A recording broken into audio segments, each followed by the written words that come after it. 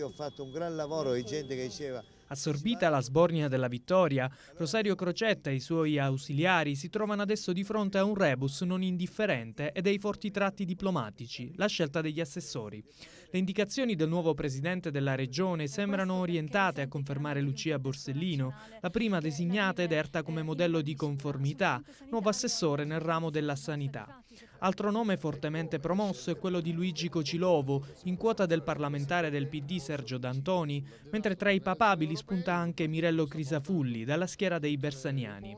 Il messinese Franco Rinaldi, trascinato da quasi 19.000 voti, potrebbe essere il nome forte su cui l'area ex margheritina potrebbe puntare.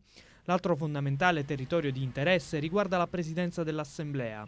La votazione che ne scaturirà sarà il primo vero banco di prova delle difficoltà del nuovo governo.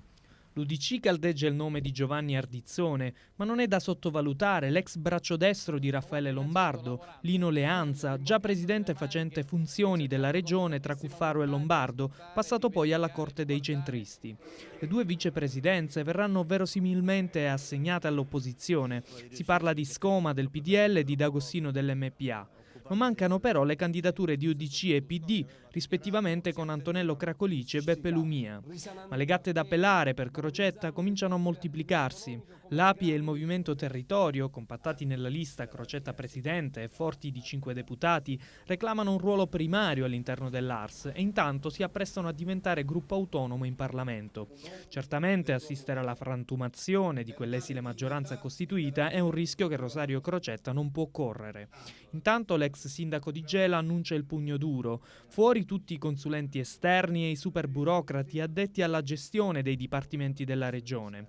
Nessuno pensi di essere inamovibile, afferma Crocetta. Magari ci vorrà un mese per assestare le cose, ma voglio creare le condizioni ottimali per affrontare le questioni importanti.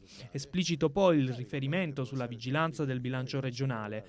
Inoltre annuncia che andrà a Bruxelles per affrontare il tema dei fondi strutturali e dei 5,7 miliardi non spesi dalla Sicilia e che chiederà un incontro con Monti in merito al crollo di molti comuni siciliani a fortissimo rischio default.